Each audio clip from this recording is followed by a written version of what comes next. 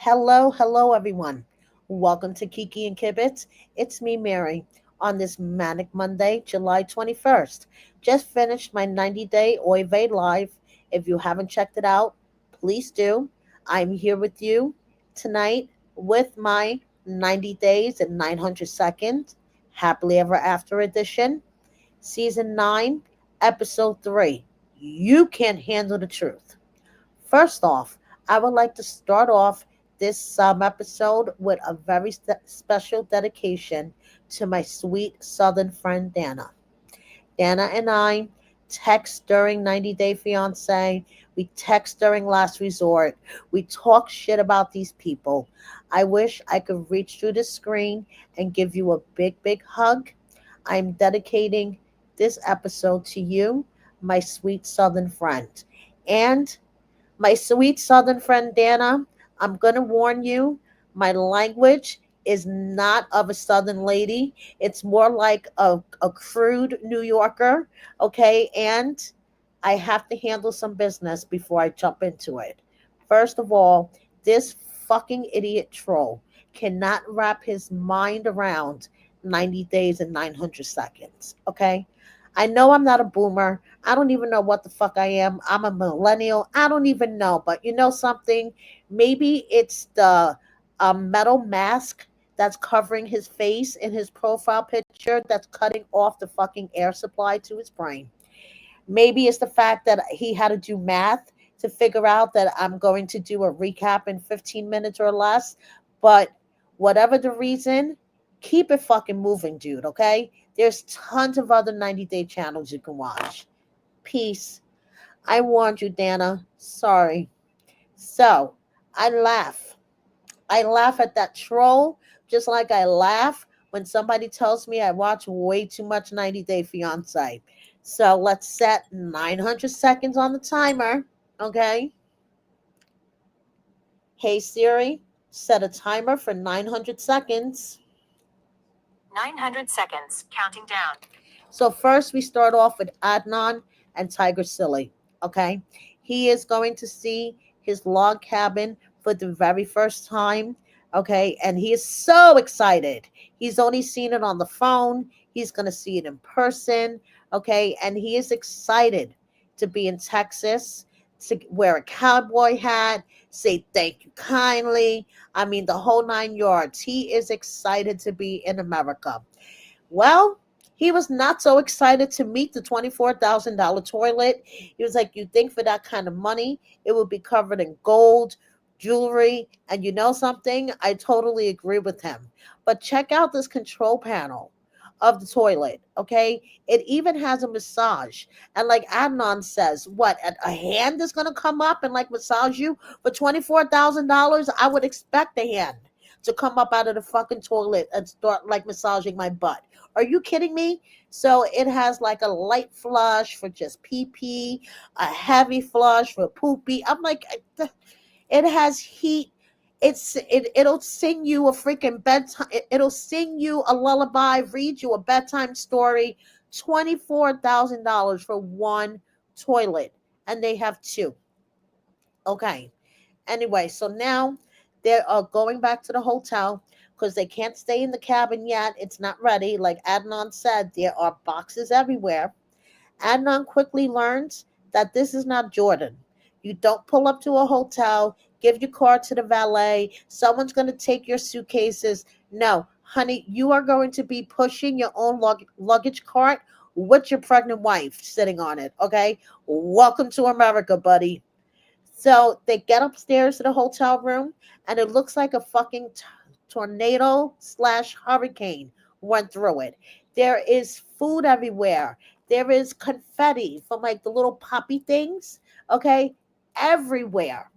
So Adnan is like, is the house going to be like this when we move in the house? And she's like, no, kids make a mess. And so her major concern about him is, being able to get used to the United States because in Jordan, he has a whole bunch of women that dote over him.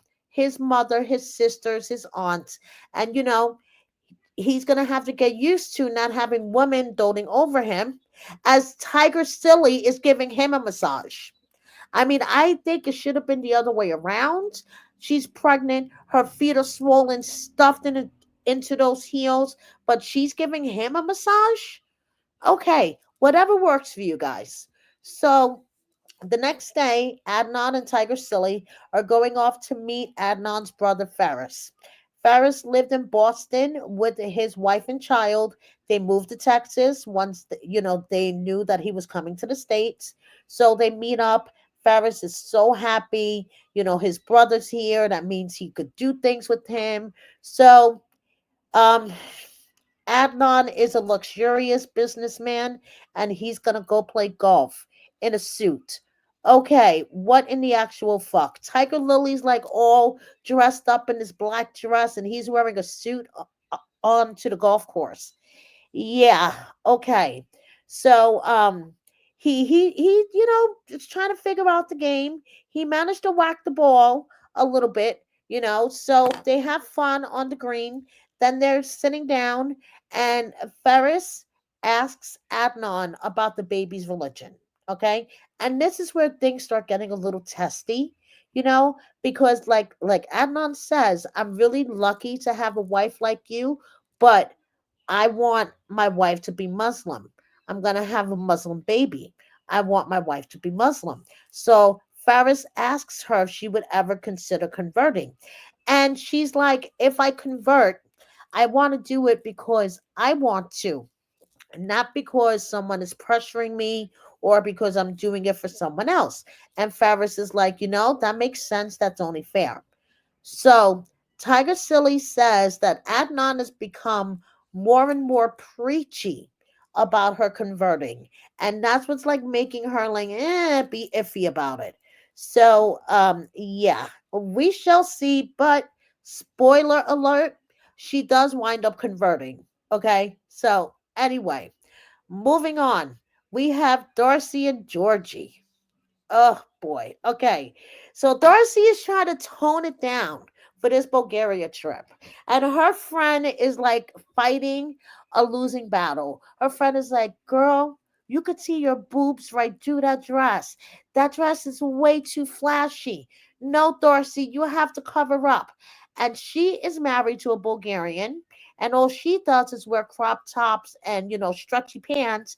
But when she went to go visit her husband's parents, she made sure she was dressed appropriately and she's just trying to step up and help a friend because she wants Darcy to realize this is not a joke.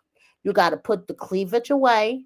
Okay, you got to really tone it down because Bulgaria is very conservative. And if his parents do not accept you and think that you're a whore based on the way that you're dressed, this is going to possibly affect your marriage. Okay, so she's just trying to look out for Darcy, but Darcy's giving her a hard time. Okay, she's like, you're gonna have to get rid of those nails. You're gonna have to have mom nails. There is nothing wrong with mom nails. Look, my nails aren't that long. Okay, like she's like, no, oh my god, my fingers are stubby. I need long nails. And she's like, can I keep anything? And her friend was like, the girls aren't going anywhere. And she's like, oh yeah, that's true. Darcy. I think she's being really fucking selfish. Okay. I mean, they are going there for how long? 2, 3 weeks. She just can't tone it down while she is in a conservative European country. Okay. That was once under a communist regime. Like, seriously, Darcy. But no, she's worried about her fingers looking stubby and short. So she goes to get her eyelashes removed. Okay. And I think there is nothing wrong with Darcy with no eyelashes. You guys drop me a comment and let me know what you think because I think she looks beautiful here. But Darcy being Darcy, she had to get another set of lashes, just shorter. Okay, instead of going, what was it, 15, 16, 17, she went 9, 10, 11. I don't know, or what was it? I'm sorry. I think it was 11, 12, 13 instead of 15, 16, 17 because 13 has to be the lucky number, you guys. Okay, I don't really see a difference. Okay. And when she's packing all of these revealing outfits, and her outfit to the airport has her boobs hanging out, you know, Georgie doesn't think that she sees either. Okay. Georgie is like, I told you, you need to cover up. And she's like, look, I'm going to cover up with this flashy white fur coat. I won't stick out at all. Darcy, are you fucking kidding me? So she's like, look, I toned down my lashes. Did you notice? And Georgie's like, no, not really. Georgie's like, well, maybe now that she has shorter lashes, she'll see better how she is dressing. So fucking inappropriately. He didn't say fucking, I did. But, he's like, cover up. If you're walking around the streets of Bulgaria like that, people are going to think you're a prostitution whore. Okay? And then he's getting really upset because he's like, you're not taking this seriously. And it's really pissing me off because we're going home to my home country. I've tried to tell you what's an appropriate way to dress, and she is just not listening. So she says, I love you in Bulgarian like 4 times to show that she does care about the trip. I do care, Georgie. I really do care. So, if you guys were wondering when she was going to start crying, it was at the airport. Okay, because it's been 3 episodes. Jasmine has cried on every episode. Okay, and I was waiting for Darcy's moment. And this is when Darcy's moment came. They're at the airport, gate 69. And she's like, I just have so much love to give. And I hope everything goes well with his parents and they love me and I love them because I just have so much love to get. It's like, Darcy, well, why are you crying? You haven't even gotten on the fucking plane yet. But Bulgaria, here we come. And I have a feeling Bulgaria will never be the same. So now moving on, we have Alex and Lauren. Lauren and her friend need to take baths in sage. Okay, just saying. So Lauren is saging her house with her friend. They have a conversation, her and Noga, about how Noga flipped out and how Andre is misogynistic and derogatory and the way that he talks to women. And Noga herself admitted that she was triggered.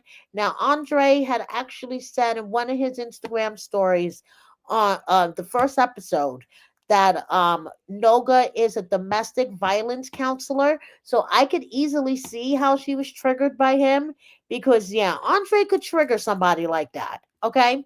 So Lauren, for some reason, feels like she needs to be Elizabeth's advocate. Elizabeth is a grown ass woman with 2 kids. Okay, Lauren? She doesn't need an advocate. And anyway, she has her family. Okay? She has Daddy Chuck and her sisters who have gone head to head with Andre. She does not need you as her advocate.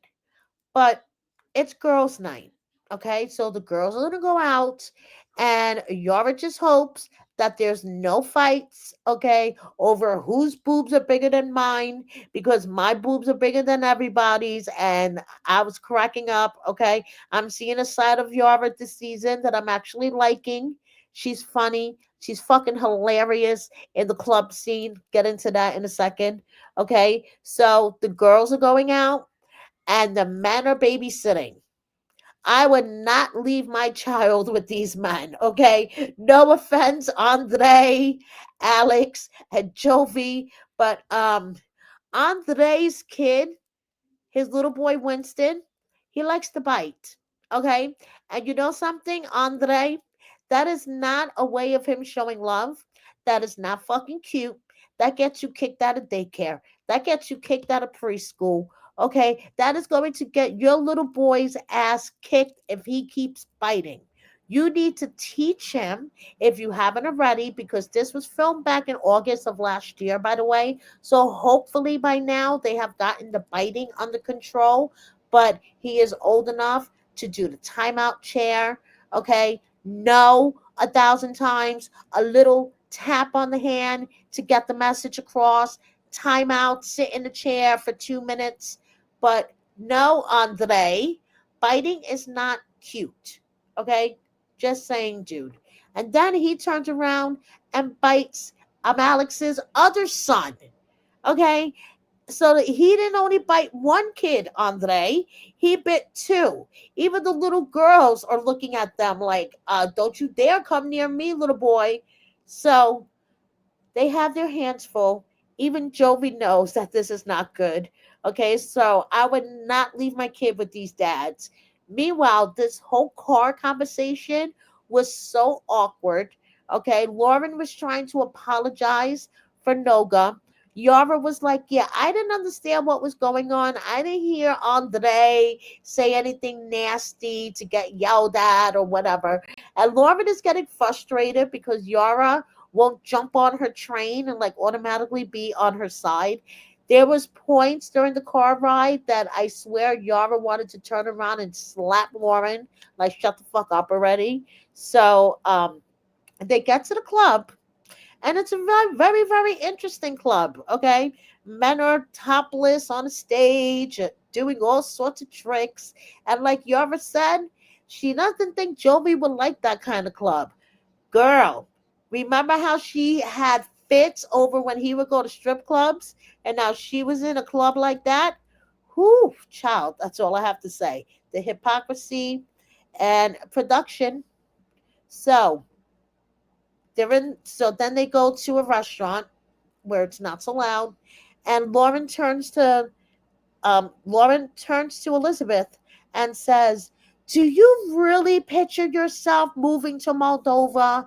And Yara, okay, because Yara refuses just to be the pick me girl and just go on Lauren's side. She's like, what if she actually likes it there? And you're in Moldova, you could drive to any other neighboring country, European country, for health care or whatever you need. And Lauren is looking at her like, why aren't you on my side? Okay, this is my timer went off. I know I'm going to go over just a little bit, okay, because I still have a couple of couples to cover. So, yeah. So Yara's like, you could you could go to another European country for health care. Who knows? She may like it there. And Lauren is giving her the stink eye, like, bitch, why aren't you on my side? And meanwhile, Elizabeth is just sitting there like, I don't know, a lump on a log. She should speak up and just tell Lauren, listen, I know you're my friend, but just stay in your lane, girl. Okay? I love you, but just stay in your lane. I got this. But she just sits there and doesn't say anything. So now moving on. Another one who pissed me the fuck off. Guillermo and Kara. Okay? So Guillermo drops little Nico off with his mother in law because they can't afford daycare or a nanny. So thank goodness his mother in law is there to babysit. And they get to talking. And basically, after he tells his mother in law how much it would cost for him to go to pilot school, she brings up the great idea of him going into the Air Force. And I know being a military wife is very, very tough, okay? But I think that was a brilliant idea on Kara's mom's behalf. Like she said, it will provide him with stability, benefits, it will mature him. Asuelu is now in the army. Okay, I think that is the best fucking move he could have made. So I think Guillermo going into the Air Force, even though, yes, he will be away from his family, it will benefit them in the long run. So now, this is what really pissed me off, okay? Like I said, Kara's own mom thinks this is a great idea. Guillermo's like, you know something? This is something I want to look into, okay? This is something I possibly want to do, and I'll be able to achieve my dreams. First of all, Kara has a stink ass attitude with him, and I don't like it. Okay, they're walking to the park. He's like, Nico, look, Papa flying the plane. She's like, don't say that. You're gonna confuse him, bitch. Like, take the stick out of your ass. Okay, seriously. So he tells her that he would, want to look into possibly going into the Air Force. And this is where she really pissed me off. Okay. First of all, like, he was like, it'll be better opportunities for us as a family. She's like, do you have a concrete plan? Have you spoken to a recruiter? Like, do you know what you're doing? And then she's like, don't come to me unless you have a concrete plan. Girl, aren't spouses supposed to bounce ideas off of each other? Hey, listen, I was thinking of doing this. What do you think? And blah, blah, blah. He didn't tell you that he signed the contract for the Air Force already behind your back. I get it. He quit his restaurant job with benefits behind your back without telling you, and you're harboring resentment from it. But work together as a team. Okay? There is no I in team except when she starts crying and she starts with her me, me, me, me, me. But what about my family? But what about my friends? But what about my producers? Girl, Guillermo left his country, his family, his friends, his job to come to the United States to be with you. Okay, you're only licensed in Virginia or North Carolina, wherever the hell you live. Okay, you could get a license in another state to sell real estate. Girl, like like you said, your dad served in the military before you were born. Your mom was a military wife, and she thought that this was the best idea to help your family. Why don't you ask your mom for some advice? Instead, she's all about me, me, me, me, me, and I want to reach to the TV and slap the fuck out of her.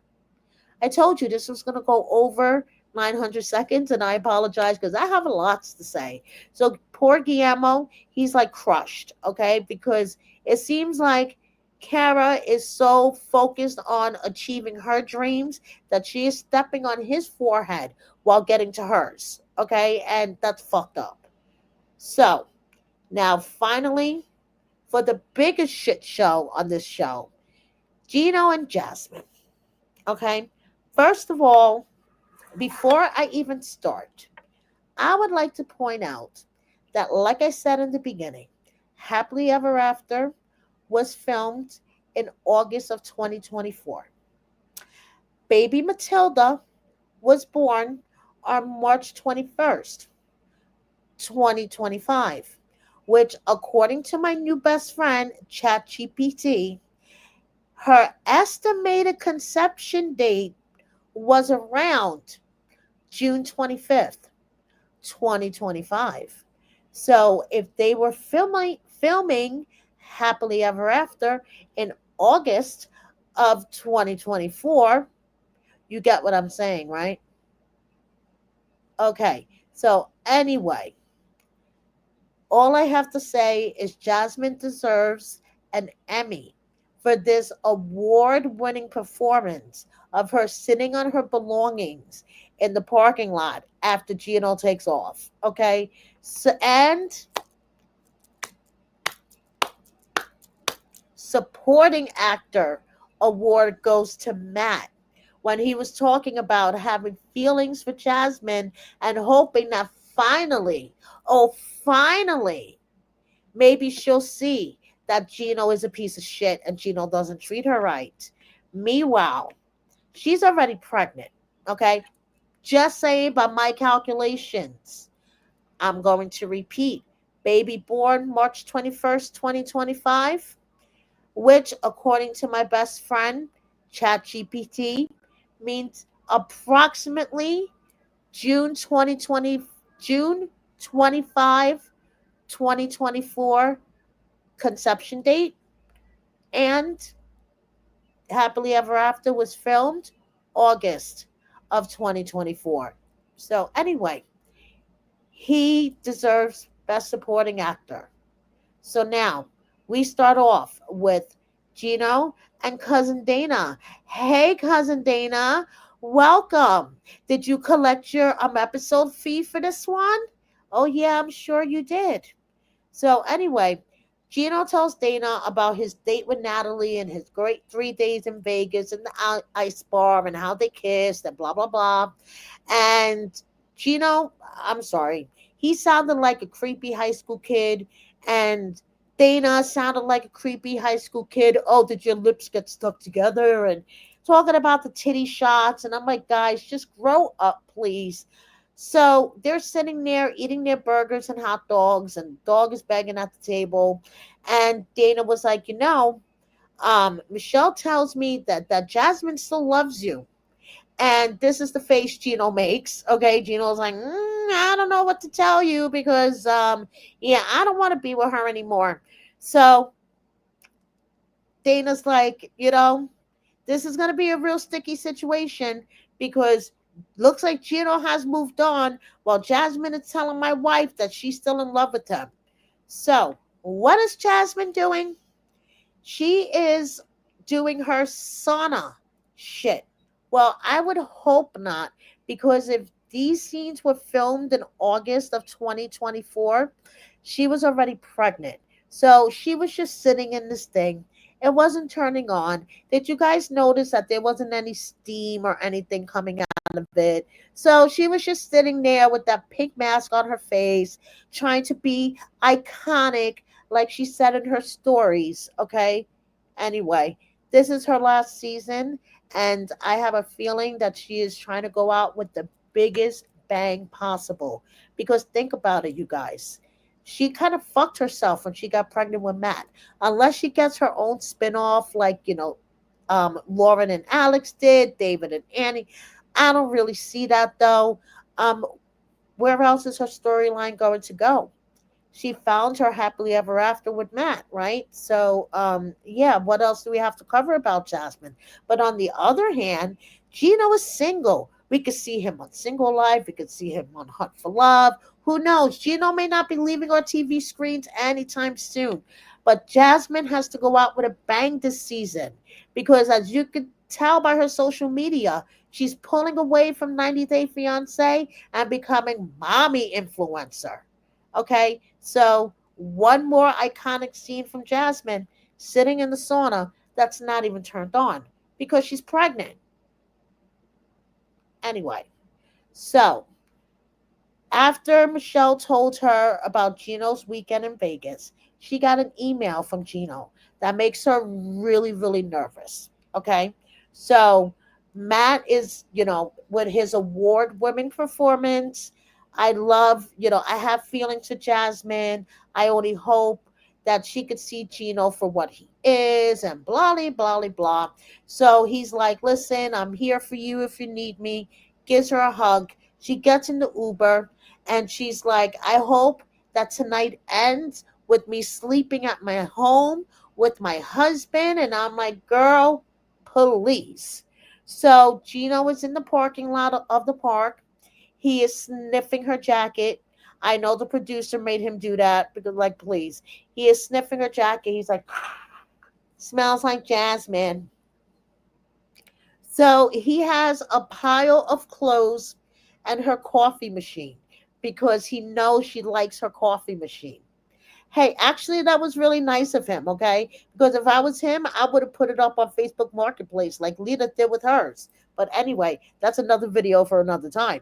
So Jasmine walks over to the car and she's like, uh-oh, this is a bad omen, okay? His tone of voice, my belongings in the trunk.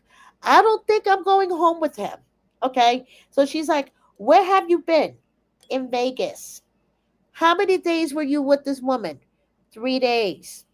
So you're comparing 3 days, Vegas weekend, with the 5 year relationship. And I'm thinking to myself, yeah, because he was happier in those 3 days than he was in the whole 5 years he was with you. So I think he should compare it. So anyway, this whole conversation to me in the park was totally useless because at this point they were already broken up, in my opinion, and they just had to reenact the whole shit. Okay, so Gino tells Jasmine, I know you were cheating on me 5 months before. 5 months before we went to couples therapy, you were already cheating on me. I have the proof. And Jasmine gives him the fucking death look. Okay, if I'm telling you, Gina would have dropped dead on the spot. Okay, so she's like, if you're going to accuse me, then I have a right to ask questions. And she's like, you don't have to use bad language. You don't have to use the F word, Gino. That is called deflection. And I fucking hate when people use that shit. Okay. When you're having an argument with somebody and the F word slips out and that person says, well, you don't have to use the F word. You don't have to curse at me. You don't have to use bad language. Well, you know something? We're all adults. And if I fucking tell you to fuck off, shit happens. Oh, well. So Jasmine's trying to deflect. Don't use the F bomb. Don't use bad language. And Gino's like, listen, I have phone records that prove that you were talking to him 5 months before we went to last resort. Here's Jasmine. God, send me the most worst disease. I swear, I never, ever, ever cheated on Gino. And she's insisting that she did not break the rules of their open marriage. She was not at the gym 8 hours with Matt and not hanging out with him for 8 hours. And then suddenly she's on the ground. And I'm like, uh-oh, here we go. Actress Jasmine activated. And she's like, no, I did not know him 5 months ago because that would have been Christmas. That would have been New Year's. And no, I didn't know him. And Gino's like, well, I have the proof. Okay. I have the proof and I want a divorce. And she's like, okay, I'm not going to beg. And this is where she like starts pulling her like award winning actress skills out again. Okay. So she takes all her shit out of the back of the car and Gino's like, are there any hats in there?